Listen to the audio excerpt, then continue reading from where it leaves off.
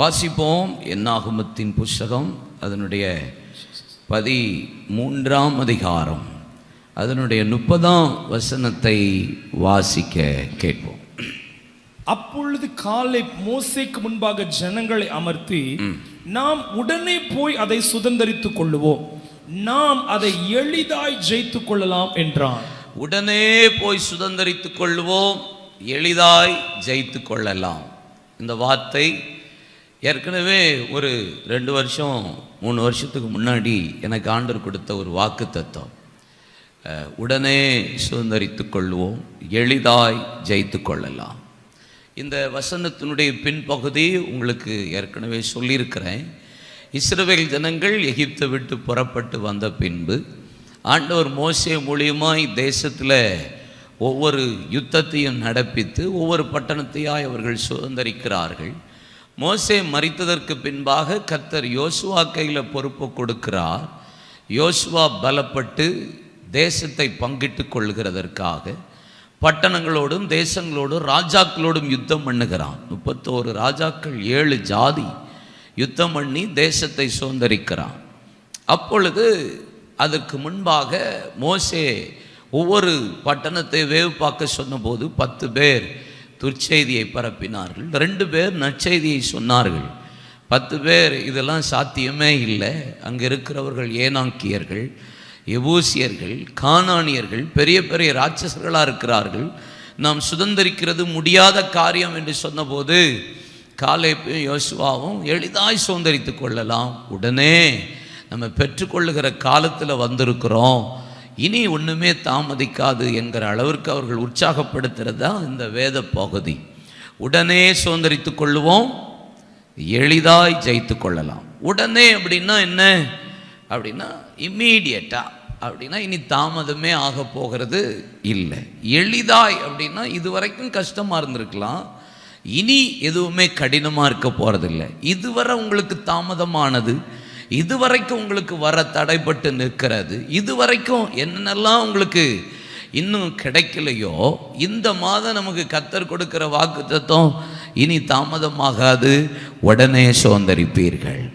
இதுவரைக்கும் இதிலெல்லாம் கஷ்டமாக இருக்குது பிரதர், இந்த பிஸ்னஸ் கஷ்டம், இந்த வேலை கஷ்டம், இந்த மாம்சத்தை ஜெயிக்கிறது கஷ்டமாக இருக்குது, உலகத்தை ஜெயிக்கிறது கஷ்டமாக இருக்குது, பிசாச சூழ்நிலையை ஜெயிக்க முடியல, எனக்கு வர சிந்தனையை ஜெயிக்க முடியல, எதெல்லாம் இதுவரைக்கும் கடினமாக இருந்ததோ இனி இந்த மாதம் நமக்கு கர்த்தர் கொடுத்த வாக்கு தத்துவம் எளிதாய் ஜெயிப்பீர்கள். ஆமாம், இனி தாமதமும் ஆக போகிறதில்ல, இனி நீங்கள் கஷ்டப்பட்டும் போராட போகிறதில்ல, எல்லாவற்றையும் கர்த்தர் உங்களுக்கு சுதந்தரிக்க உதவி செய்வார். யார் சுதந்தரிப்பார்? எப்போவுமே வாக்கு தத்தத்தை என்னுடையது என்று நீங்கள் எப்பொழுது நினைக்கிறீர்களோ அப்பொழுது தான் நாம் சுதந்தரிக்க முடியும். எப்பொழுது நமக்கு என்னுடையது அப்படின்னு சொன்னால், நான் முதல் சண்டே வாக்குத்தத்த ஆராதனையில் சொன்னேன், கர்த்தருக்கு காத்திருந்தால், காத்திருக்கிற வழியை கை கொண்டால், விசுவாசித்தால், ஸ்தோத்தரித்தால் என்று 4 காரியத்தை உங்களுக்கு பேசினேன். கடந்த ஞாயிற்றுக்கிழமை எப்பொழுது என்னுடையது என்று எப்போ நமக்கு வருதோ அப்பொழுது நம்ம ஜெயிக்க முடியும். என்னுடையது சீகாம், என்னுடையது சுக்கோத், என்னுடையது கேலையாத், என்னுடையது மனாசே, என்னுடையது எப்ராயிம், யூதா. இந்த 6 காரியத்தை கடந்த நாட்களில் தியானிக்க கர்த்தர் நமக்கு உதவி செய்தார். இந்த வாரம் நான் ஒரு 3 காரியத்தை உங்களோட ஷேர் பண்ண, ஒரு 2-3 நாளைக்கு முன்னாடியே ஆவியானவர் என் இருதயத்தில் போட்ட ஒரு வேத பகுதியை உங்களுக்கு பேச விரும்புகிறேன். ஆவியான் நமக்கு உதவி செய்வாராக. யோசுவாவின் புஸ்தகம் 18ஆம் அதிகாரம் அதனுடைய 1, 2, 3 வசனங்களை நாம் வாசிக்க கேட்போம். இஸ்ரவேல் புத்திரரின் சபையெல்லாம் சீலோவிலே கூடி அங்கே ஆசரிப்பு கூடாரத்தை நிறுத்தினார்கள். தேசம் அவர்கள் வசமாயிற்று. தேசம் அவர்கள் வசம் ஆயிற்று. இஸ்ரவேல் புத்திரரில் தங்கள் சுதந்திரத்தை இன்னும் பங்கிட்டுக் கொள்ளாத 7 கோத்திரங்கள் இருந்தது. 7 கோத்திரங்கள் இருந்தது. ஆகையால் யோசுவா இஸ்ரவேல் புத்திரரை நோக்கி, உங்கள் பிதாக்களின் தேவனாகிய கர்த்தர் உங்களுக்கு கொடுத்த தேசத்தை சுதந்தரித்துக் கொள்ள போகிறதற்கு நீங்கள் எந்த மட்டும் அசதியாயிருப்பீர்கள்? எந்த மட்டும் அசதியாயிருப்பீர்கள்? சுதந்தரித்துக் கொள்றதுக்கு டைம் வந்துருச்சு, சுதந்தரித்து கொள்வது கடினம் இல்லை, ஜெயிக்கிறதும் கடினம் இல்லை. ஆண்டவர் அழகாக நம்ம கையில் கொடுத்துட்டா தேசம் அவர்கள் வசமாயிற்று. ஆண்டவர் வாக்குத்தத்தம் நம் வசமாயிற்று. கர்த்தர் நமக்கு கொடுத்த நன்மைகள் நமது வசமாயிற்று. நீங்கள் எதிர்பார்த்திருக்கிற எந்த நன்மையாக இருந்தாலும் நமது வசமாயிற்று. ஆனால் சுதந்தரித்து கொள்ள வேண்டிய பொறுப்பு உங்கள் கையில் தான் இருக்குது. சுதந்தரித்து கொள்ள வேண்டிய பொறுப்பு நம்ம கையில் தான் இருக்குது. அங்கே யோசுவா சொல்கிறான், நீங்கள் எந்த மட்டும் அசதியாய் இருப்பீர்கள். 3 காரியம் நான் உங்களுக்கு இன்னைக்கு சொல்ல போகிறேன். 1 அசதியாய் இருக்கிற காரியம். 2வது காரியம் விக்கிரக ஆராதனை, அதை நான் உங்களுக்கு சொல்லுகிறேன். 3வது காரியம், நீங்க வளர்ந்தால் சுதந்தரிப்பீர்கள். ஆவிக்குரிய வாழ்க்கையில் வளர்ந்தால் நீங்கள் சுதந்தரிப்பீர்கள். அசதியாயிராமல் ஜாக்கிரதையாயிருந்தால் சுதந்தரிப்பீர்கள். தேவனுக்கு கொடுக்கிற இடத்தை நீங்கள் கொடுத்தால் சுதந்தரிப்பீர்கள். 3 காரியம்தான் இன்னைக்கு நான் உங்களோட பேச போகிற வார்த்தை. முதலாவது அசதியாய் இருப்பீர்கள். இதனுடைய பின் காரியத்தை உங்களுக்கு சொல்லுகிறேன். இந்த 18ஆம் அதிகாரத்தினுடைய 5ஆம் வசனம் 7ஆம் வசனம், நான் சொல்ற சில வசனத்தை குறிச்சிட்டு நீங்க வீட்டில் போய் அதுக்கப்புறம் நான் சொல்ற வார்த்தைகள் எல்லாம் தியானிங்கன்னு. யோசுவா 13ஆம் அதிகாரம் 8, 14, 33 குறிச்சு வச்சுக்கோங்க. யோசுவா 15ஆம் அதிகாரம் 1ஆம் வசனம், யோசுவா 16, 1, யோசுவா 18, 11, யோசுவா 19, 1, 10, 17, 24, 32, 40. இதெல்லாம் குறிச்சிட்டிங்கன்னா தான் நீங்கள் இதெல்லாம் வாசிச்சேன்னா டைம் இருக்காது. இதை மொத்தமாக நான் உங்களுக்கு சொல்கிறேன், திருப்பி நான் சொல்கிறேன் பின்னாடி இருந்து. யோசுவா 19ஆம் அதிகாரம் 1, 10, 17, 24, 32, 40. யோசுவா 18ஆம் அதிகாரம் 11ஆம் வசனம், யோசுவா 16, 1, யோசுவா 15, 1, யோசுவா 13, 8, 14, 33, யோசுவா 18, 5, 7. என்ன இத்தனை வசனம்? என்ன இதற்கு பின்புலம் என்ன? ஏன் இந்த அசதி வந்தது? அதுக்குரிய நம்ம ரீசன் தெரியணும்ல. ஆண்டவர் கோத்திரங்களுக்கு பங்கிட சொல்லியிருக்கிறார். 12 கோத்திரம். யோசுவா யோர்தானை கடக்கிறதற்கு முன்பாகவே, நீங்க யோர்தானை கடக்கிறதுக்கு முன்னாடியே 2.5 கோத்திரத்துக்கு தேசத்தை பங்கிட்டு கொடுத்தாச்சு. 2.5 கோத்திரம். அப்போ மீதி 2.5 கோத்திரம் யோர்தானை கடந்ததற்கு பின்பாக ஆண்டவர் பங்கிட்டு கொடுத்துட்டார். மீதி 7 கோத்திரத்தை பங்கிட்டு கொடுக்காம அவர்கள் சுதந்தரிக்க போகாம வெயிட் பண்ணிட்டே இருக்கிறாங்க. அந்த நேரம்தான் யோசுவா சொன்ன ஒரு வார்த்தை, இந்த வார்த்தை. 2.5 கோத்திரத்தை பெற்றுக்கொண்டார்கள். அடுத்த 2.5 கோத்திரம் யோசுவா யோர்தானை கடந்ததுக்கு அப்புறம் கர்த்தர் அவர்களுக்கு கொடுத்தார். லேவி கோத்திரத்துக்கு பங்கும் சுதந்திரமும் இல்லை. ஏன்? ஆண்டவரே சொல்லிட்டார், நானே அவர்களுக்கு சுதந்திரமும் பங்குமா இருப்பேன். அதனால அவங்களுக்கு கோத்திரமும் சுதந்திரத்தில் பங்கும் கிடையாதுன்னு கர்த்தர் சொல்லிட்டார். இப்ப மீதி 7 கோத்திரம் இன்னும் சுதந்திரிக்கல, இன்னும் பங்கிடல, இன்னும் போய் பெற்றுக்கொள்ளல, உட்கார்ந்துட்டு இருக்காங்க ஜனங்கள். இப்ப சொன்ன வார்த்தை தான், ஏன் அசதியா இருக்கீங்கப்பா? கர்த்தர் தேசத்தையே நம் கையில கொடுத்துட்டார். போய் சுதந்திரிக்க முடியாது அவங்களால, உடனே போய் சுதந்திரித்துக்கோங்க, எளிதாய் ஜெயித்துக் கொள்ளலாம் என்று சொன்னால் 7 கோத்திரத்துல மொத்தமா உட்கார்ந்து இப்படி வேடிக்கை பார்த்துட்டு இருக்கிறாங்க. இன்னைக்கு பல பேர் அப்படிதான். பைபிள்ல ஒரு அழகான வார்த்தை இருக்கு. தீமோத்தேயுக்கு பவுல் எழுதும்போது சொல்றார், போதுமென்ற மனதுடன் கூடிய தேவ பக்தியே மிகுந்த ஆதாயம். இது ஆவிக்குரிய வாழ்க்கையில இருக்கிறது ஓகே. ஆனா வாக்குத்தத்தம், ஒரு சுதந்திரம், ஆசீர்வாதத்தை கர்த்தர் உங்களுக்கு தருவேன்னு சொல்லியும் நீங்கள் சுதந்திரிக்காமல் இருந்தீர்களானால் அது ஆவிக்குரிய வளர்ச்சி இல்லை. நீங்க இன்னும் அசதியா இருக்கீங்கன்னு தான் அர்த்தம். இப்ப ஜெபம் பண்ற ஆட்கள், இப்ப ஊழியம் செய்யற ஆட்கள், உங்களுக்குள்ள வரங்கள் வல்லமைகள் கிரியை செய்து இன்னும் அது வளரணும் தான் கர்த்தர் விரும்புவார். இன்னும் நீங்க பெருகணும் தான் கர்த்தர் விரும்புவார். பேராசைக்கு தான் ஆண்டவர் சொல்றார் போதும் அப்படின்னு. ஒரு சாப்பாடா போதும் இருக்குல்ல, இன்னும் வேணும் வேணும்னு நினைக்காத. ஆனா கர்த்தர் கொடுக்கிற சுதந்திரம், வாக்கு தத்துவம், எல்லைகளை கர்த்தர் சில நேரம் தருவார். அதெல்லாம் நமக்கு இல்ல, தேவனுடைய நாம மகிமைக்கு, ராஜ்யத்துக்காக, எழுப்புதலுக்காக ஆசீர்வாதம் தருவார்.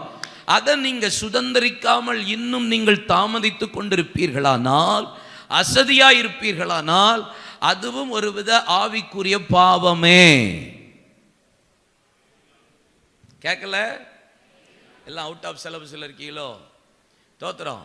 இதுவும் ஆவிக்குரிய பாவம். இப்ப அசதி, அசதி அப்படின்னு சொன்னா என்ன? சோம்பேறி, சும்மா இருக்கிறான் அப்படின்னு சொல்லலாம். இல்லை, சோம்பேறியா இருக்கிறான், சும்மா இருக்கிறான். அப்போ சுதந்திரிக்கவே விருப்பம் இல்லை. சிலருக்கு ஆமாம் பெற்றுக்கொள்ளணும்னு ஆசையே இருக்காது, சிலருக்கு பெருகணுன்ற ஆசையே இருக்காது, சிலருக்கு வளரணும்னு ஆசையே இருக்காது, சிலருக்கு அப்படியே பாட்டும் பிரதர் ரொம்ப பெரிய பயபக்தியில் பயங்கரமான, பரிசுத்தத்தில் பயங்கரமான ஆள். இந்த ஆளெல்லாம் மகா பரிசுத்த ஸ்தலத்தை தாண்டி குப்பமேட்டில் இருக்கும் இந்த குரூப்பு. இதுவும் அவுட் ஆஃப் சிலபஸா? தோத்திரம். நீங்கள் சுதந்திரிக்கணும். பக்கத்தில் கைப்பிடிச்சு சொல்லுங்கள், நீங்கள் சுதந்திரிக்கிறதற்கென்று அழைக்கப்பட்டவர்கள். தோத்திரம். லவ் பண்ண ஆளை சுதந்திரிக்கிறது இல்லை. சில ஆள் அதில் பயங்கரமாக சுதந்திரிக்கிறதுக்கு போராடுவாங்க. கட்டினா அவனை தான் கட்டுவேன், கட்டினா இவ்வளோ தான் கட்டுவேன்னு. லவ் பண்ண ஆட்களை சுதந்திரிக்கிறத சொல்லலை, அது நமக்கு ஆகாத காரியம், அதுக்கு போராடுறதெல்லாம் தேவையில்லாத காரியம், மாம்ச காரியம். வாக்கு தத்தங்களை நீங்கள் சுதந்திரிக்கணும், எல்லைகளை நீங்கள் சுதந்திரிக்கணும், ஆத்துமாக்களை நீங்கள் சுதந்திரிக்கணும், தேசங்களை நீங்கள் சுதந்திரிக்கணும், ராஜ்யங்களை கர்த்தர் நாம் சுதந்திரிக்க சொல்லுகிறார். நீங்கள் எந்த மட்டும் அசதியாயிருப்பீர்கள். அப்போஸ்தலனாகிய பவுல் யாருங்க? வேதம் என்ன சொல்லுகிறது? அப்போஸ்தலர் 8ஆம் அதிகாரம் 1 வசனத்தில், அவன் ஸ்தேவானை கொலை செய்கிறதற்கு சம்மதித்திருந்த ஒரு வாலிபன், கொலை செய்யும் போது வஸ்திரத்தை வாங்கி வைத்திருந்த ஒரு வாலிபன், நியாயப்பிரமாணத்தின்படி சபையை துன்படுத்தின ஒரு வாலிபன், கமாலியலின் பாதத்தில் படித்த ஒரு வாலிபன், பக்தி வைராக்கியத்தின்படி வாழ்ந்த ஒரு வாலிபன். ஆனால் வேதம் சொல்லுகிறது 9ஆம் அதிகாரத்தில் தமஸ்குக்கு பிரயாணப்பட்டு அவன் நிருபங்களை கேட்டு சபைகளை துன்புறுத்த புறப்பட்டு போகும்போது சடுதியாய் ஒரு ஒளி வந்தது. அவன் கைலாக கொடுக்கிறவர்களை தேடினான். ஆண்டவரே நீ யார் என்று கேட்டேன். துன்பப்படுத்துகிற இயேசு என்று சொன்னார். முள்ளில் உதைக்கிறது உனக்கு கடினமா? ஆண்டவரே நான் என்ன செய்ய சித்தமா இருக்கேன், நீ போ, உனக்கு சொல்லப்படும், உனக்கு அறிவிக்கப்படும் என்று சொல்லியிருந்தா நான் காத்து கொண்டே இருந்தேன். அனனியா என்ற ஒரு பேருக்கு தரிசனமாகி அவனோடு ஆண்டவர் பேசி அவரை எனக்கு அனுப்பி கொடுத்தார். அவர் நேரா வந்தார், நேர் தெரு எனப்பட்ட தெருவுக்கு வந்து என் மேல கையை வச்சார். மீன் செதில் போல விழுந்தது. பரிசுத்தாவியை பெற்றேன், ஞானஸ்நானம் எடுத்தேன். ஆண்டவருடைய வசனம் சொல்லுகிறது 20ஆம் வசனம், தாமதமே இன்றி கிறிஸ்து தேவனுடைய குமார் என்று ஆலயங்களிலே பிரசங்கித்தான். டிலேயே இல்லை, தாமதமே இல்லை, தீவிரமா தாமதமே இன்றி எனக்கு வச்சிருக்கிறது சுதந்திரிக்கிறது. அப்போஸ்தலர் 20ஆம் அதிகாரத்தினுடைய நீங்க வாசித்து பாருங்க. அப்போஸ்தலர் 20ஆம் அதிகாரம் அதனுடைய 16ஆம் வசனத்தை வாசிக்க கேட்போம். பவுல் கூடுமானா பெந்தெக்கோஸ்தே பண்டிகை நாளில் எருசலேமில் இருக்க வேண்டும் என்று தீவிரப்பட்டது நிமித்தம் தான் ஆசியாவிலே காலம் போக்காதபடிக்கு. எவ்வளவு பியூட்டிஃபுல் மேன் ஆஃப் காட். அப்போஸ்தலர் நடவடிக்கை, எழுப்புதல், பெந்தெக்கோஸ்தே நாள் வந்து அபிஷேகம் தான் வந்துச்சு. ஆனா அந்த அபிஷேகத்தை கடத்திட்டு போகிறதற்கு முழு பொறுப்பையும் கர்த்தர் பவுலை கொண்டு எங்கேயுமே டிலே பண்ணல. ஏன்னா பட்டணங்கள் தோறும் ஜனங்கள் ஆயத்தமா இருக்கிறார்கள், தேசங்கள் தோறும் சபைகள் ஆயத்தப்படுத்தணும், சபைகளை உருவாக்கணும், சுதந்திரிக்கணும், ஜெயிக்கணும் என்கிற எண்ணம் அவன் சிந்தையில் இருந்ததுனால தாமதமே பண்ணாம, அசதியா இருக்காம, சும்மா இருக்காம, சோம்பேறியா இருக்காம உடனே உடனே உடனே உடனே உடனே உடனே போய் சுதந்திரிக்கிற காலத்தில் கர்த்தர் கொண்டு வந்திருக்கிறார் நம்மை. அல்லேலூயா. அப்போ தாமதம் பண்றோம் பல விஷயத்துல. இன்னைக்கு நம்ம வாழ்க்கையில தாமதம், அசதி அப்படின்னா இன்னொரு பக்கம் என்ன நடக்குதுன்னு அர்த்தம்? தாமதம். சபைக்கு வர்றதில்ல தாமதம், ஜெபிக்கிறதில்ல தாமதம், சுதந்திரிக்கிறதில்ல தாமதம், பெற்றுக்கொள்றதில்ல தாமதம், கொடுக்கறதில்ல தாமதம், வேலை செய்கிறதில்ல தாமதம், துரிதப்படுறதே இல்லை, தீவிரப்படுறதே இல்லை. நீங்கள் இந்த காலத்தை நீங்கள் பார்த்தீங்கன்னா, இந்த நேரத்தை நீங்கள் அறிஞ்சிங்கன்னா, நீங்கள் தாமதமே பண்ண மாட்டீங்க. நான் பெற்றுக்கொள்கிற டைம் இல்லை, எப்படி தாமதம் பண்ணுறது? ஏன் அசதியெல்லாம் வந்துச்சு அது நமக்கு தெரியணும்ல. ஒன்று தாமதம், இன்னொன்று யோசுவாவின் புஸ்தகம் 16ஆம் அதிகாரம் 9-10 வசனம் வாசிங்க. பின்பு எப்ராயிம் புத்திரருக்கு பிரத்யேகமாய் கொடுக்கப்பட்ட பட்டணங்களும் அவைகளின் கிராமங்களும் அல்லாமல் மனாசே புத்திரருடைய சுதந்திரத்தின் நடுவே இருக்கிறது. அவர்கள் எப்ராயிம் புத்திரரை பத்தி இங்க வேதம் சொல்லுகிறது, காசேரில குடியிருந்த கானானியரை அவர்கள் துரத்தி விடவில்லை. சத்துருவ துரத்து, தேவனுக்கு கீழ்ப்படிந்து பிசாசுக்கு எதிர்த்து நில்லுங்கள், அப்பொழுது அவன் உங்களை விட்டு ஓடி போவான். பிசாசின் தந்திரங்களை நீங்கள் அறிந்தவைகளையே நீங்கள் சத்துருவை எதிர்க்கணும், துரத்தணும், விரட்டணும். நீங்க இயேசுவின் நாமத்தை பயன்படுத்தணும். நீங்க பட்டணத்தை சுதந்திரிக்கணும்னா முதல்ல பிசாசு குடியிருக்கிற அந்த தேச பட்டணத்தை நீங்க அதை சுதந்திரிக்க அவனை துரத்தாம கதை நடக்காது. ஆனா எப்ராயிம் புத்திரர் சத்துருவை துரத்தி விடவே இல்லை. அதற்கு மாறாக எப்ராயிமிற்குள்ளே குடியிருந்து பகுதி கட்டுகிறவர்களாய் மாறினார்கள். துரத்த வேண்டிய சத்துருவை துரத்தாம துரத்த வேண்டிய சத்துருட்டையே டாக்ஸை கலெக்ட் பண்ணி அவனை சோம்பேறியாக்கி இவனும் சோம்பேறியாகிறான். அப்ப வேதனை சொல்லுகிறது, நீதிமொழிகள் 18:9, தன் வேளையில் அசதியா இருப்பவன் அழிம்பனுக்கு சகோதரன். நீதிமொழிகள் 19:15, சோம்பல் தூங்க விழ பண்ணும், அசதியா இருக்கிறவன் பட்னியா தான் இருப்பான். கர்த்தருடைய வேளையில் அசதியாய் செய்கிறவன் சபிக்கப்பட்டவன். எரேமியா 48:10, ரோமர் 12:11 சொல்லுகிறது, அசதியாயிராமல் ஜாக்கிரதையா இருக்கு. ஆவியில் எப்படி இருக்கணுமா? அனலாக இருக்கணும். நீங்கள் அனலாக இருந்து சத்துருவை துரத்துன்னு கத்த சொல்கிறாரு, சுதந்திரிக்க போகணுமே. துரத்துன்னு சொன்னால் எப்ராயிம் துரத்தவே விடலை, துரத்தி விடவில்லை. மனாசே என்ன செஞ்சான்னு பாருங்களேன். 17ஆம் அதிகாரம் யோசுவா 17:12-16. மனாசேயின் புத்திரன் பட்டணங்களின் குடிகளை துரத்தி விட கூடாமற் போயிற்று. ஒருத்தன் துரத்தி விடல, ஒரு கூட்டம் துரத்தி விட கூடாமல் போயிற்று. ஏன் துரத்தி விட முடியலன்னு கேட்டதுக்கு 16ஆம் வசனத்துல அங்க ஆன்சர் வருது பாருங்க. அதற்கு யோசேப்பின் புத்திரர், மலைகள் எங்களுக்கு போதாது, பள்ளத்தாக்கு நாட்டில் இருக்கிற பெத்செயானிலும் அதன் ஊர்களிலும் இஸ்ரேல் பள்ளத்தாக்கிலும் குடியிருக்கிற கானானியரிடத்திலும் இருப்புரதங்கள் உண்டு என்றார்கள். அவங்களாம் பெரிய ஆளாக இருக்காங்க, எங்களுக்கு இடம் போதலை, ஆனால் அந்த சத்துருக்கள் கையிலெல்லாம் பெரிய பெரிய பெரிய பெரிய எக்யூப்மெண்ட்ஸாக இருக்குது. ஹவ் இஸ் இட் பாசிபிள், இது சாத்தியமே இல்லையே அப்படிங்கிற எண்ணம். ஒன்று துரத்தி விடலை, இன்னொன்று துரத்தி விட கூடாமல் போயிட்டு. ஆனால் யோசுவா 15ஆம் அதிகாரத்தினுடைய 14ஆம் வசனம் பாருங்க. காலேப் சத்துருவை துரத்தி விட்டான். அவன் துரத்துனா சுதந்திரிச்சான். நீங்க துரத்தல, சுதந்திரிக்கல. துரத்தி விட கூடாமல் போயிட்டு சுதந்திரிக்கல. அசதி, சும்மா இருக்கிறோம், சோம்பேறித்தனம். இன்னொன்று பெரிய விஷயம் என்னன்னா, நம்ம ஆப்போசிட்டு ஆட்களை தான் ரொம்ப பெருசாக பேசுவோம். அவங்க பெரிய ஆளுங்க, அதெல்லாம் எப்படி நடக்கும்? ஏன் அசதி வருது? தாமதம் பண்றேன்.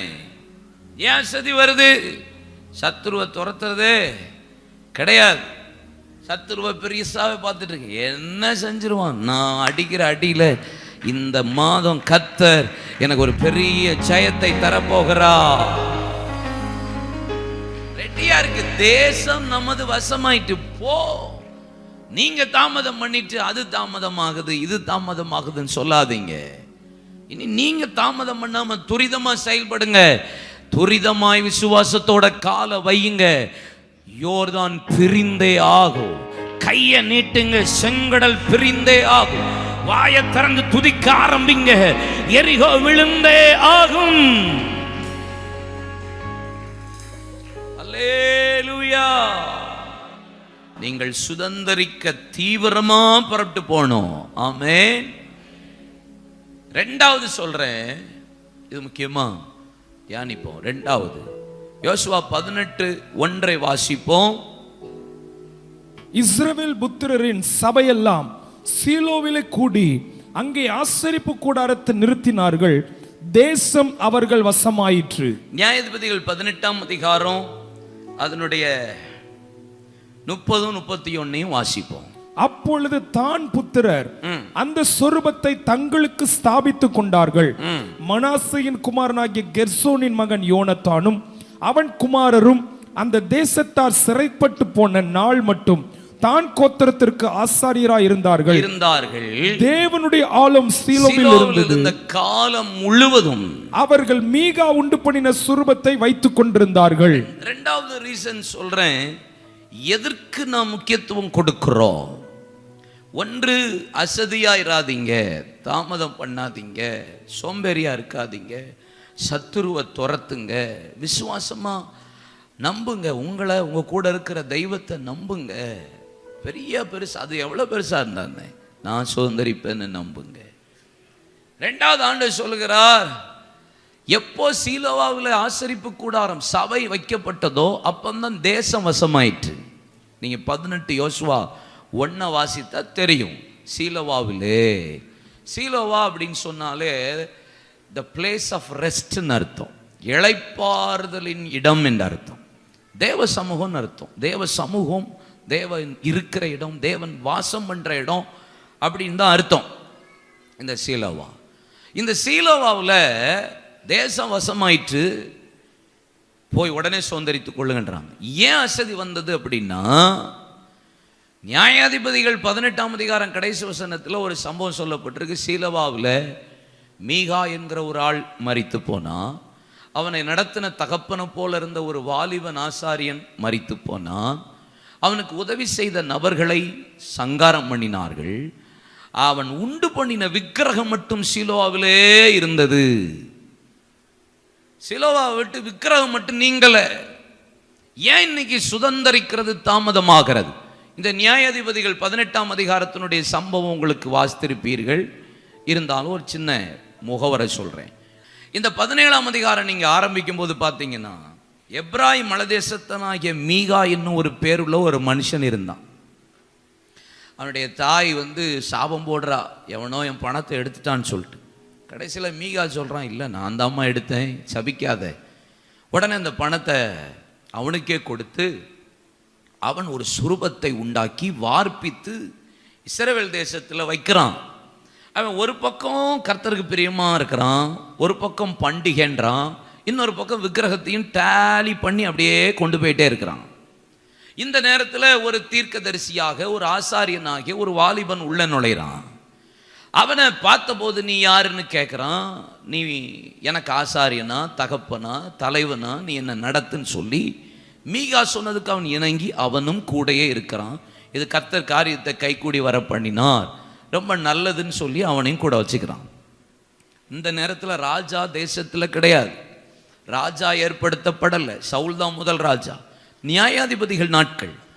இப்போ நடத்துறதுக்கு ஆள் இல்லாத போது தான் கோத்திரத்தார் எழும்பி, நாம் போய் பட்டணத்தை சுதந்திரிப்போம், நாம் பட்டணத்தை போய் வேவு பார்த்துட்டு வருவோம்னு சொல்லி ஆட்களை அனுப்பி, ஒவ்வொரு கோத்திரத்துக்கும் ஆளை அனுப்பி வேவு பார்த்துட்டு சுதந்திரிக்கும் போது இவர்கள் உள்ளே போகிறார்கள்.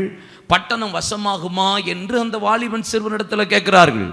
அவனு சொல்கிறான், கண்டிப்பா உங்க வசம் கர்த்தர் கொடுப்பார்னு இவன் தீர்க்க தரிசனம் சொல்றான். தான் கோத்திரத்தார் யுத்தம் பண்ணுகிறார்கள், பட்டணத்தை சுதந்திரிக்கிறார்கள். அதுல ஒரு அழகா ஒரு வார்த்தை இருக்கு. நியாயாதிபதிகள் 18ஆம் அதிகாரம் 9ஆம் வசனத்தை வாசித்தால், அதற்கு அவர்கள் எழும்புங்கள், அவர்களுக்கு விரோதமாய் போவோம் வாருங்கள், அந்த தேசத்தை பார்த்தோம், அது மிகவும் நன்றாயிருக்கிறது, நீங்கள் சும்மா இருப்பீர்களா? அந்த தேசத்தை சுதந்திரித்துக் கொள்ளும்படி புறப்பட்டு போக அசதியாகாதீங்கள் என்று சொல்லி அங்கேயும் ஒரு வார்த்தை வருது. உடனே தான் கோத்திரத்தார் முழுவதும் புறப்பட்டு போய் மீகாக்கு விரோதமாய், அந்த வாலிபனுக்கு விரோதமாய், இஸ்ரவேல் தேசத்தில் இருக்கிற ஜனங்களுக்கு விரோதமாய் யுத்தம் பண்ணி அந்த தேசத்தையும் பட்டணத்தையும் சுதந்திரித்துக் கொள்ளுகிறார்கள். ஆனால் ஒன்று நடக்கிறது. மீகா கொலை செய்யப்பட்டான், அந்த ஆசாரிய வாலிபன் கொலை செய்யப்பட்டான், அங்க இருக்கிற உதவி செய்த ஆலோசனை கொடுத்தவர்கள் எல்லாரையும் அழித்து விட்டார்கள். ஆனா வேதம் சொல்லுகிறது 30-31 சீலோவாவில் மீகா உண்டு பண்ணின சொரூபத்தை ஸ்தாபித்து கொண்டார்கள். அந்த சொரூபத்தை மட்டும் அவர்கள் அகற்றவே இல்லை. சீலோவா கர்த்தருடைய சமூகம், தேவ பிரசன்னம் இருக்கிற இடம். ஆனா இங்க சொரூபம் இருக்கிறது. ஏன் இன்னைக்கு சுதந்தரிக்க முடியல? ஏன் அசதி வருது? நம்ம ஆண்டவருடைய சமூகத்துக்கு முக்கியத்துவம் கொடுக்காம, தேவ பிரசன்னத்துக்கு முக்கியத்துவம் கொடுக்காம, நம்ம நம்பிக்கையை கொண்டு வேற எங்கேயாவது வைக்கும் போது அசதி வருது. ஆமாம். நீங்க தேவ சமூகத்தில் ஜெபம் பண்ணிட்டு ஒரு வேலையை செய்ய போங்க, கான்ஃபிடென்ட்டா போவீங்க. ஒரு 10 நிமிஷம் ஜெபிச்சாலும் உங்களுக்கு எப்படி இருக்கும் தெரியுமா? பார்த்துக்கலாம் ஏன் அப்படின்னு இருக்கும். நீங்க தேவ சமூகத்தில் பிரசன்ஸ்ல இருக்காம நீங்க புறப்பட்டு போங்க, சின்ன பிரச்சனை கூட கோலியாத்து மாதிரி உங்களுக்கு தெரியும், டயர்டு வரும். நீங்க மனுஷனை சந்திச்சு மனுஷன் மேல நம்பிக்கை வச்சு மனுஷனை தேடி நீங்க டயர்டாயிட்டே இருப்பீங்க. மேக்சிமம் டைம் நம்ம லைஃப்ல அதுதான் நடக்குது. நீங்க ஜெபிச்சுட்டு போறதுக்கும் நீங்க ஜெபம் பண்ணாம உங்க நம்பிக்கையை மனுஷர் மேல, சூழ்நிலை மேல, ஆட்கள் மேல, அதிகாரத்தின் மேல, பணத்தின் மேல, நம்ம பலத்தின் மேல வச்சுட்டு போனா, சங்கீதங்களின் புஸ்தகம் வாசிங்க. சங்கீதம் 78, 60, 61 பாருங்க. தாம் மனுஷருக்குள்ளே போட்ட கூடாரமாகிய சீலோவாவில் உள்ள வாசஸ்தலத்தை விட்டு விலகி, எதை நான் உண்டு பண்ணினேன், நான் சமூகத்தை பிரசன்ஸை உண்டாக்கி, அதை விட்டுட்டு விலகி தமது பலத்தின் சிறையிருப்புக்கும் தமது மகிமையை சத்துருவின் கைக்கும் ஒப்பு கொடுத்து, என் பலத்தை நான் எதுக்கோ செலுத்திக்கிட்டு இருக்கேன். லாஸ்ட் வீக் நான் ஒன்று சொன்னேன், ஒரு தேவ மனிதர்கிட்ட ஆண்டவர் இப்படி பேசினாருன்னு. நீ யாருக்கு ஜெபிக்க போற, எங்க ஜெபிக்க போற? 1.25 மணி நேரம் அந்த வியாதிஸ்தனுக்காக டிராவல் பண்ணி போய் ஜெபிக்க போறேன். அப்படியாப்பா, நீ ஒன்றும் இல்லை, ஃபோன் பண்ணி ஒரு 15 நிமிஷம் அவனை பலப்படுத்து, அவனை தேவ சமூகத்தில் உட்காந்து ஜெபிக்க சொல்லு, நீ ஒரு வார்த்தை சொல்லு, கர்த்தர் உன்னை இன்னைக்கு சோப்படுத்துவான்ட்டு மீதி ஒரு 45 மினிட்ஸ் என் சமூகத்தில் உட்காந்துரு. ஈஸி அவனுக்கு நான் சுகத்தை கொடுக்க. நீ போய் சுகத்தை கொடுப்பியா, நான் சுகத்தை கொடுப்பேன்னு கர்த்தர் கேட்டார். நான் உங்களுக்கும் பார்த்து சொல்றேன், சுதந்தரிப்பது மிகவும் எளிதான காரியம். உடனே சுதந்தரிக்க போகிறோம், எளிதா ஜெயித்துக்கலாம். ஆனா நீங்கள் யார் யார் மேலேயோ நம்பிக்கையை வைத்து, விக்கிரகங்கள், பழைய ஏற்பாட்டில் சொரூபம், புதிய ஏற்பாட்டில் நம்பிக்கை. வேதவசனம் சொல்லுகிறது, என்னை காட்டிலும் குடும்பத்தையாவது, கணவனையாவது, மனைவியாவது, பிள்ளைகளையாவது, என்னை காட்டிலும் தொழிலையாவது, என்னை காட்டிலும் ஊழியத்திலாவது நீங்கள் அதிகமாய் நேசிக்கிறவன் எனக்கு பாத்திரனே அல்ல. மத்தேயு 10:37. கொலோசியர் 3 விக்கிரக ஆராதனை, அங்க பொருளாசை ஆகிய இவைகளை விட்டு நீங்கள் விலகணும். அப்போ ஏன் இன்னைக்கு சுதந்திரிக்க முடியல, ஏன் ஜெயிக்க முடியல? ஏன்னா என் நம்பிக்கை முழுசு சீலோவாவில் இல்லை, சீலோவாவில் இருக்கிற ஒரு காரியம் இருக்கு. தேவ சமூகத்தை விட்டுட்டேன், இப்ப தேவ பிரசன்னத்தை விட்டுட்டேன், இப்போ தேவ சமூகத்தில் உட்கார்ந்து ஜெபிக்கிறத விட்டுட்டேன். நான் உழைப்பேன், என் உழைப்பை நம்ப ஆரம்பிச்சிட்டேன், என் படிப்பை நம்ப ஆரம்பிச்சிட்டேன், என் கூட இருக்கிற ஆளை நம்ப ஆரம்பிச்சிட்டேன், என் சம்பாத்தியத்தை நம்ப ஆரம்பிச்சிட்டேன். முதல்ல தாமதம் பண்றேன், ரெண்டாவது என்ன நம்புறேன், என்ன சூழ்ந்து இருக்கிறத நம்புறேன். அதனால டயர்ட் ஆகுது, அசதி ஆயிடுறோம் இல்ல, டயர்ட் ஆயிடுறோம்ல. சில நேரம் ஆளை தேடி தேடி தேடி போய் உட்காந்து டயர்ட் ஆயிடுறேன். எத்தனை பேர் டயர்ட் ஆயிடுறீங்க? கர்த்தருக்கு நான் பொறுமையோடு காத்திருந்தேன், அவர் என்னிடமாய் சாய்ந்து. நீங்க உட்கார்ந்து பாருங்க, பிரச்சனை உங்க பக்கம் சாஞ்சிரும், எரிகோ விழுந்துரும். சொன்னதை கேட்டு தேவ சமூகத்தில் செஞ்சு பாருங்க. நம்ம அதை விட ஓவர் பிரயாசம் உடம்புக்கே ஆகாத, நமக்கு ஓவர் உழைப்பு, ஓவர் ஓட்டம், ஓவர் உழைப்பு. நான் உழைக்காதீங்கன்னு சொல்ல மாட்டேன், அதுக்கும் சோம்பேறித்தனமாக ஆயிடுவாங்க சில. உழைக்கிறதே கிடையாது, உழைங்க, ஹார்ட் ஒர்க் பண்ணணும். ஆனால் அதுதான் என்ன சுதந்திரிக்க பண்ணணும்னு நினைக்காதீங்கன்றேன். அமர்ந்திருப்பே அருகினிலே, சாய்ந்திருப்பேனும் தோளினிலே, ஏசையா நேசரே அன்பு கூர்ந்தீ ஜீவன் தந்தீ நேசிக்கிறே உம்மைத்தானே நினைவெல்லாம் நீர்தானையா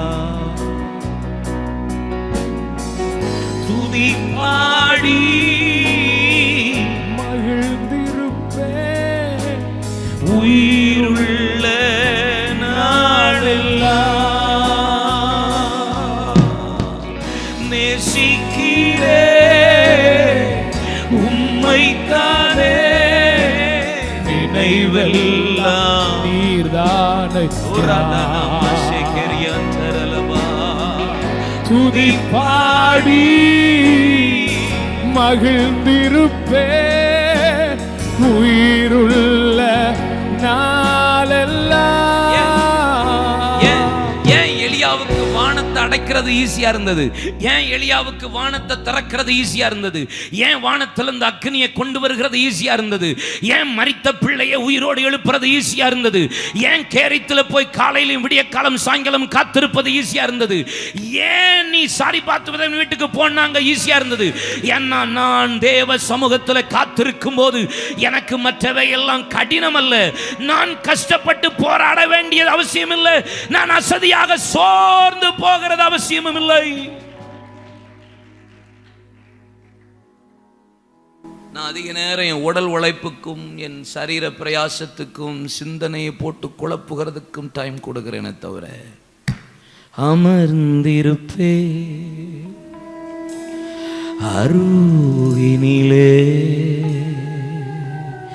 பொறுமையா காத்திருந்தா என் பக்கமா அவர் சாய்ந்துருவா. ஏன் அசதி? எந்த மட்டும் அசதியா இருக்கிறீர்கள்? குழப்பம், போராட்டம், tiredness, too much of effort. ஈஸியா செஞ்சுட்டு போகலாம், உட்காந்துன்னா போதும். சீலோவாவில் இன்னைக்கு மீகா இல்லை. மீகாவுக்கு ஆலோசனை கொடுத்த ஆலோசனைக்காரன் இல்லை. மீகாவோடு கூட இருந்த ஆசாரியனாய் தகப்பனை போல இருந்தவனும் இல்லை. ஆனால் அவள் வைத்து போன சொரூபங்கள் மாத்திரம். ஸ்டில் ஏன் லேசினஸ்? ஏன் இப்படி ஒரு ஸ்லோ? ஏன் இப்படி தாமதம்? என் நம்பிக்கை எங்கேயோ வச்சிட்டு இருக்கேன். லூக்கா 13:4 இப்படி சொல்லுகிறது, சீலோவாவிலே கோபுரம் விழுந்து 18 பேரை கொன்றதே. சீலோவாவிலே கோபுரம் விழுந்துருச்சு. சீலோவா கோபுரத்து மேல ஜனங்கள் 18 பேர் நிற்பாங்க. யாரு? வேவுக்காரர்கள், ஜாமக்காரர்கள், வேட்டைக்காரர்கள். பட்டணத்துக்குள்ள வர்றவன் வெளியே போறவன பார்த்துட்டே இருந்தான். கடைசியில் கோபுரம் வீக்கானதை பார்க்காம விட்டுட்டான். நீங்க மற்ற எல்லாம் பார்க்குறீங்க பிரதர். உங்க வீடு, உங்க ஜப்பம், உங்க ஆவிக்குரிய வாழ்க்கை வீக் ஆகிக்கிட்டே இருக்கு. அதை நீங்க பார்க்க மாட்டேங்க, அசதி ஆயிடுவீங்க. திடீர்னு காணாம போயிடுவோம். நீங்க கண்டினியூவா நீங்க ஸ்பிரிச்சுவல் லைஃப்ல நீங்க அப்படியே கொஞ்சம் கவனம் செலுத்தாம இருந்து பாருங்க, உங்க நம்பிக்கைய டக்குன்னு ஒரு நாள் காணாம போயிடும். அதனாலதான் பவுல் சொல்றார் எபிரேயர் 10:23, உன் நம்பிக்கை அறிக்கை பண்ணுகிறதுல அசைவதில் உறுதியாயிரு, வாக்கு தத்தம் பண்ணினவர் உண்மை உள்ளவர். வேற எதுக்கோ முக்கியத்துவம் கொடுத்து டயர்ட் ஆகாதீங்க. சாய்ந்திருப்பே. அல்லேலூயா. நீங்க என்ன உழைச்சாலும் பயிரிடுகிறவனாலும் அல்ல, தண்ணீர் ஊற்றுகிறவனாலும் அல்ல, விளை செய்கிற தேவனாலே. கை தட்டுங்க பார்க்கலாம். விளைய செய்கிற தேவனாலே. ஓ, நான் என்ன மதச்சாலும், நான் என்ன தண்ணி ஊத்தினாலும் அவர்தான். நான் என்ன உழைச்சாலும், என்ன நான் பிரயாசப்பட்டாலும் கடைசியில டயர்டாய் உட்கார்ந்துருவேன். ஆனா எனக்கு ஒண்ணு தெரியும், என் நம்பிக்கை அவரா இருப்பாரானா, எனக்கு விளைய செய்கிறவர் அவரா இருப்பாரானா, தண்ணியை கொடுக்கிறவர் அவர்தான், நாற்று உள்ள ஊத்துறவர் அவர்தான், விளைய செய்கிறவர் அவர்தான், பலனை தருகிறவர் அவர்தான். நான் உட்கார்ந்து ஜெபிப்பேன், அப்பா சமூகத்துல காத்திருப்பேன். என்னுடையதெல்லாம் உன்னுடையது.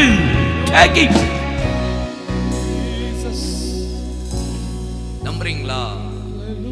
சுவாசிக்கிறீங்களா?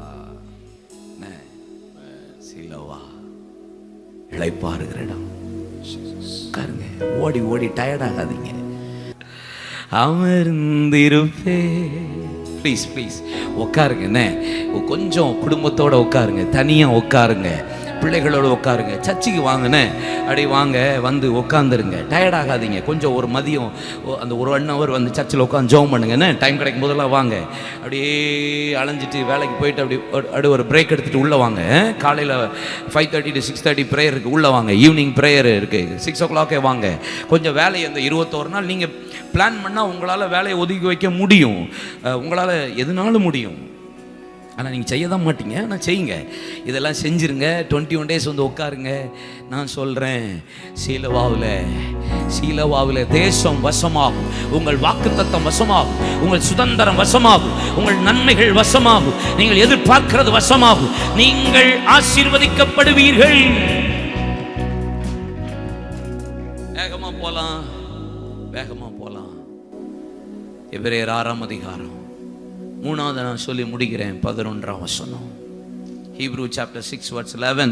நீங்கள்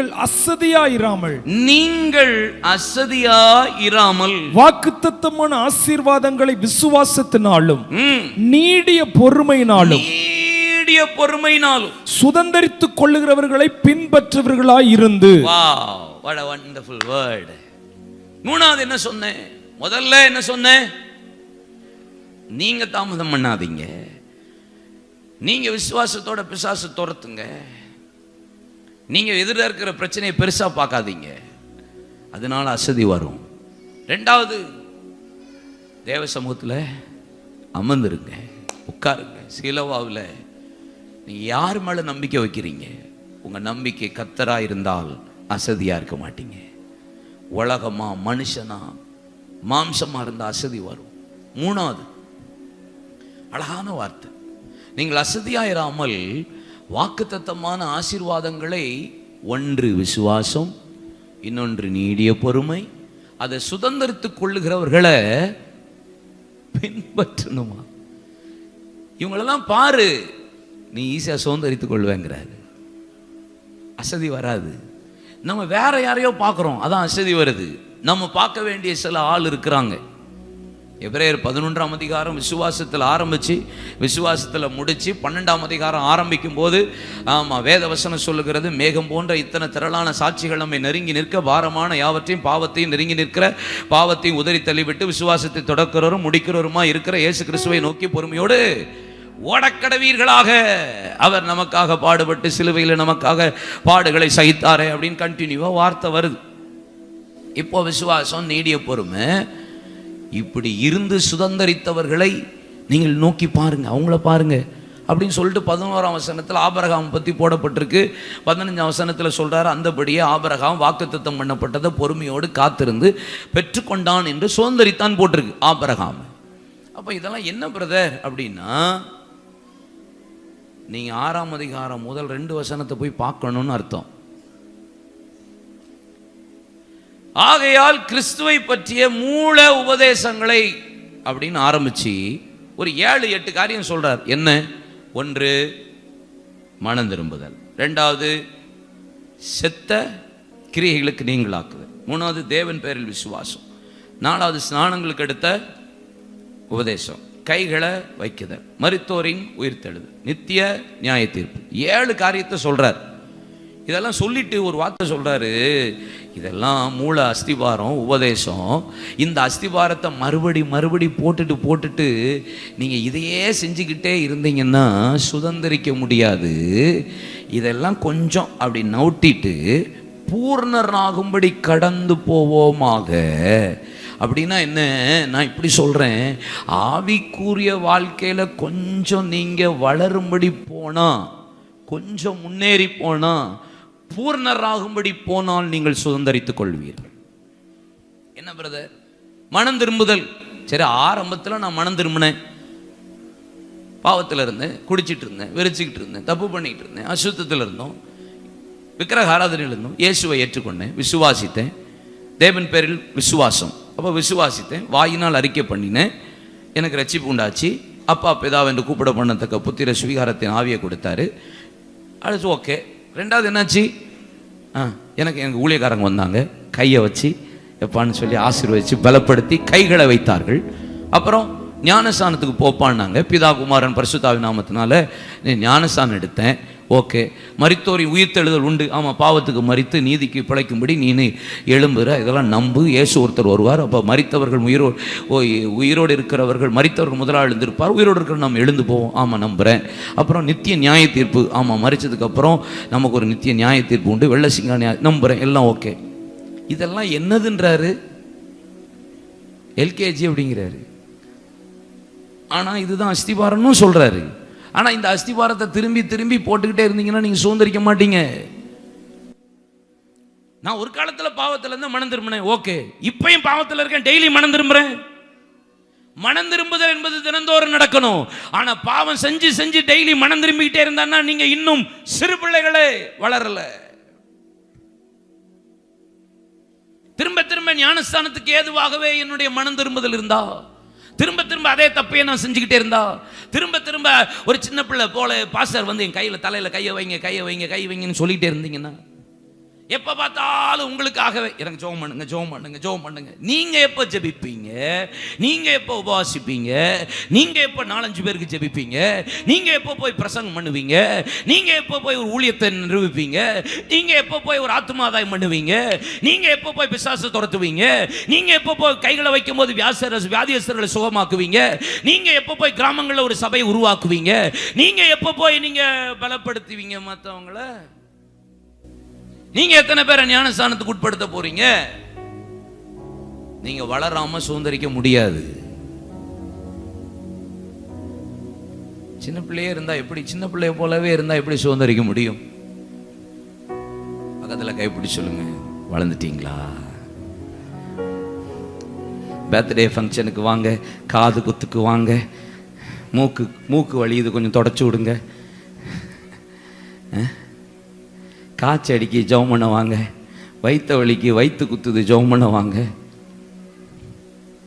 எப்போ மாற போகிறோம்? எப்போ சுதந்திரிப்போம்? நம்மெல்லாம் தேசத்தை சுதந்திரிக்கிறவர்கள், ராஜ்யங்களை சுதந்திரிக்கிறவர்கள், தேவனுடைய வாக்குத்தத்தத்தை சுதந்திரிக்கிறவர்கள். என்னைக்கு பூர்ணராகும்படி கடந்து போவீர்கள்? வளர்ந்தால் நீங்கள் சுதந்திரிப்பீர்கள். நீங்கள் சிறு பிள்ளையா இருந்தால் சுதந்திரிக்க முடியாது. அதனால தான் 11ஆம் வசனத்தில் பின்பகுதியில் சொல்லியிருக்கிறார், நீடிய பொறுமையோடும் விசுவாசத்தோடும் சுதந்திரிக்கிறவர்களை பின்பற்றுகிறவர்களாயிருந்து. சுதந்திரிச்சான். எப்படி சுதந்திரிச்சான்னு பாருங்க. சின்ன பிள்ளைய போல இருக்க மாட்டான், எப்போதும் அழுதுகிட்டே இருக்க மாட்டான், எப்போதும் மூக்குளிக்கிட்டே இருக்க மாட்டான், எப்போதும் மண்டையில் கையை வைங்கன்னு சொல்ல மாட்டான். அல்லேலூயா சொல்லுங்க. எப்போதும் பழைய அஸ்திபாரம், சின்ன பிள்ளைய போல. காலத்தை பார்த்தா நீங்கள் போதகராக இருக்கணுமே. எப்போ வளர போறீங்க? வளர்ந்தால் அசதி வராது, வளர்ந்தால் சுதந்திரிப்பீர்கள், எளிதாய் ஜெயிப்பீர்கள். வளரலை, அதனால தான் நமக்கு அசதி வருது. ஆமென். பக்கத்தில் பார்த்து சொல்லுங்க, வளரணும் தம்பி, நீ வளரணும். ஏக்கா நீ வளரணும் தங்கச்சி, அப்படி சொல்லுங்க. திருப்பி திருப்பி பாவம் மேற்கொள்ளுதுன்னா நீ வளரல, நீ இன்னும் ஸ்பிரிச்சுவல் growth உனக்குன்னு வரல. ஒரு ஆள் ஏதாவது ஒன்று சொன்ன உடனே மூஞ்சி அப்படி இழுத்துக்குதுன்னா நீ வளரல. மூஞ்ச தூக்கிக்கிற வச்சுக்கிற, இன்னும் வளரல. 1 சாமுவேல் 17ஆம் அதிகாரத்தில் தாவீது எனக்கு ரொம்ப பிடிச்சிருந்துச்சு. எல்லாருமே யுத்த வீரர்கள், எல்லார் கையிலையும் பட்டயம் இருக்கு, எல்லார் கையிலையும் ஈட்டி இருக்கு, எல்லாரும் யுத்த சட்டை ட்ரெஸ் போட்டிருக்காங்க, யுத்தத்துக்குரிய ட்ரெஸ்ஸு. ஆனால் 48ஆம் வசனம் சொல்லுகிறது, அந்த பெலிஸ்தியன் எழும்பி தாவீதுக்கு எதிராக கெட்டி வருகையில் தாவீது ஆச்சா ஆச்சா தாவீது தீவிரமாய் தாமதமே பண்ணல. இங்க பாருங்களேன், 40 நாள் இரவும் பகலும் நீ இஸ்ரவேலின் தேவனை நிந்திச்சு கொண்டிருக்கிற, விருத்த சேதனம் பண்ணாத இவன் நமக்கு எம்மாத்திரம்.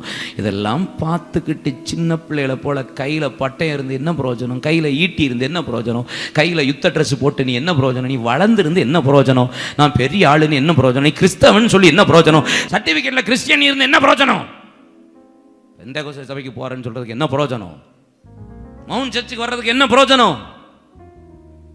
யாரு செய்யட்டாலும் நான் தாமதம் பண்ணாம கையில ஒன்றும் இல்லாதிருந்தும் கையில கவன் கல்லோடு பிடித்து சேனைக்குள் தாவீது தீவிரமாய்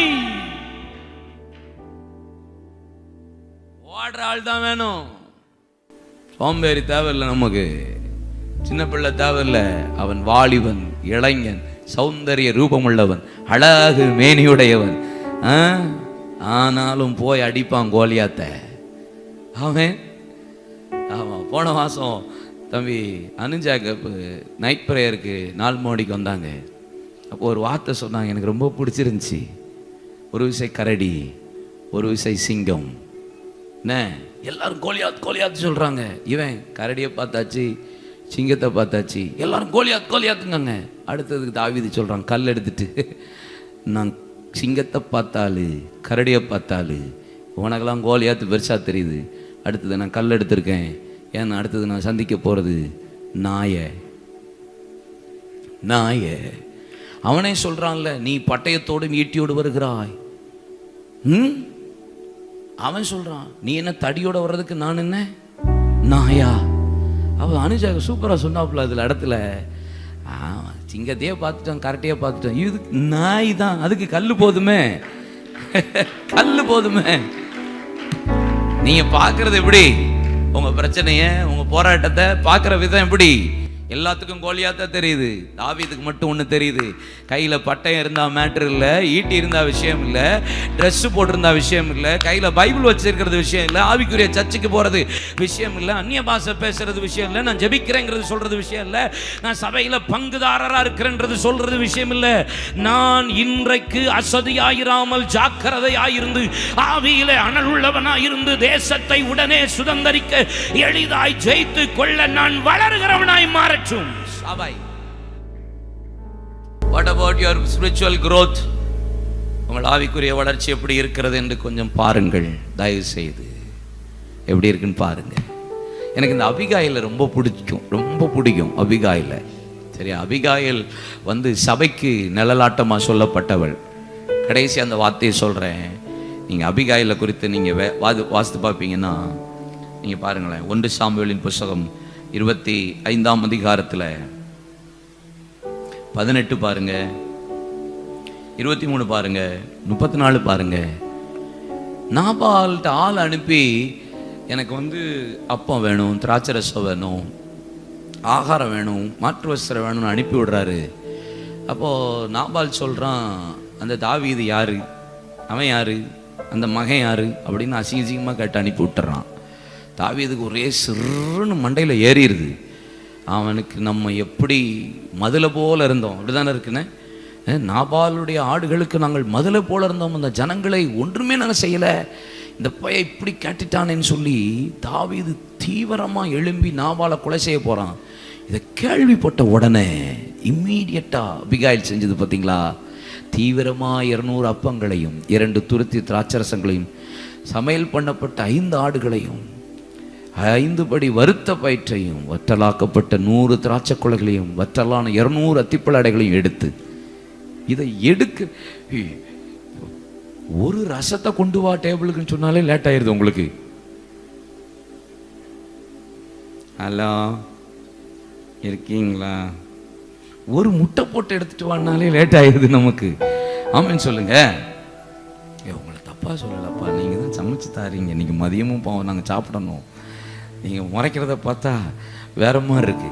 ஆனால் இந்த அம்மா செஞ்சதை பாருங்க, 200 அப்பம், 200 எல்லாமே 100, 5 ஆடுகளையும் 5 படி வறுத்த பயிற்றையும் வற்றலாக்கப்பட்ட 100 திராட்சை குலைகளையும் வற்றலான 200 அத்திப்பழ ஆடுகளையும் எடுத்து கழுதையில் மேலே கழுத தீவிரமா 18 24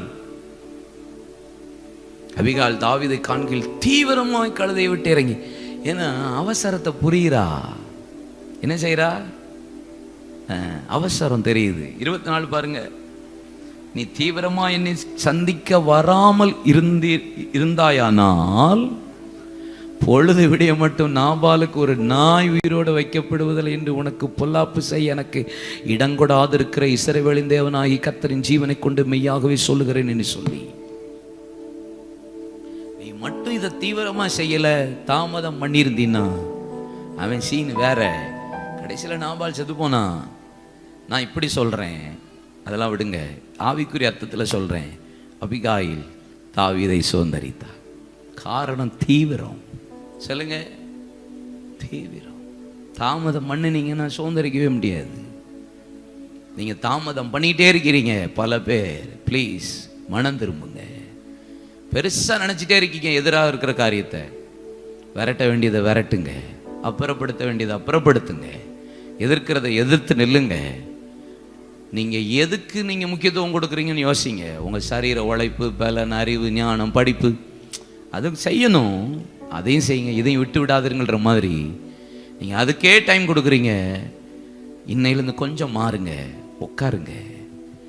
நீங்க 1 மணி நேரம் வேலை செஞ்சீங்கன்னா ஒரு 2 மணி நேரமா உட்கார்ந்து பாருங்க. ஈஸியா நீங்க 8 மணி நேரம் செய்ய வேண்டியதை 8 நிமிஷத்துல கர்த்தர் உங்களுக்கு சுதந்தரிக்க பண்ணுவா. It is very easy. No, உட்காருங்க, உட்காருங்க, அமர்ந்துருங்க, தேவ பாதத்தில் உட்காருங்க, காத்துருங்க. சீலோவாவில் உட்காந்துருங்க. சீலோவாவில் வேற எதுவும் உட்காந்துட்டு இருக்கான்னு பாருங்க, செக். வேற ஏதாவது சீலோவாவில் கத்தரை விட வேற எதையாவது வேலை, வியாபாரம், படிப்பு முக்கியத்துவம் கொடுத்து அது விக்கிரகமாக மாறிட்டு இருக்கான்னு யோசிங்க. சீலோவாவில் கோபுரம் விழுந்து போச்சு. காரணம், நான் மேலே மற்றவங்களெல்லாம் பார்த்தேன், அதை பார்த்தேன், இதை பார்த்தேன். கடைசியில் ஜபம் வீக்கானதை, ஊழியம் வீக்கானதை, சபை வீக்கானதை, குடும்பம் வீக்கானதை, ஆவிக்குரிய வாழ்க்கை வீக்கானதை நான் பார்க்காம விட்டுட்டேன். சீலவா உடஞ்சி விழுந்துட்டு. சீலவா இளைப்பாற இடம், தேவ சமூகம், பிரசன்னம், தங்கிருங்க. சீலவா அமர்ந்திருக்கிற இடம். அசதியா ஏன் வருது தெரியுமா? ஏன் அசதி வருது? நீங்க மூல உபதேசத்திலே இருந்துட்டு ஆவிக்குரிய வாழ்க்கையில் இன்னும் வளராமல் இருந்தீங்கன்னா சுதந்திரிக்கவே முடியாது. இன்னைக்கு ஜபத்தில் வளருங்கள், உபவாசத்தில் வளருங்கள். ஒரு நேரமாவது எப்படியாவது உபவாசிச்சு வாங்க. 2 நேரமாவது உபவாசிங்க. இல்லைன்னா இந்த 21 நாள் டைம் ஸ்பெண்ட் பண்ணுங்க. வளர ஒப்பு கொடுங்க. பைபிள் இன்னும் வாசிக்கலையா, கொஞ்சம் அதிகமாக வாசிக்க இன்னைக்கு ஒப்பு கொடுங்க. அந்த அப்படி வேலைக்கு போகும்போது அப்படி உள்ள வாங்க. என்ன ஒரு ஆள் சொல்லிட்டான்னு மூஞ்சு தூக்காதீங்க. அதெல்லாம் என்ன, சின்ன பிள்ளையே தான், அஸ்திபாரமே சரியில்லைன்னு அர்த்தம். நீங்கள் பூர்ணராக இருந்தால் சுதந்தரிப்பீர்கள். நீடிய பொறுமையோடு விசுவாசத்தோடு சுதந்தரித்திருக்கிறவர்களை உங்களுக்கு முன்பாக நோக்கி பார்ப்பீர்கள். அவங்க எப்படியெல்லாம் பெற்றுக்கொண்டார்னு நீங்கள் அப்படி சுதந்தரிங்க. எல்லாரும் எழுந்து நிற்போம்.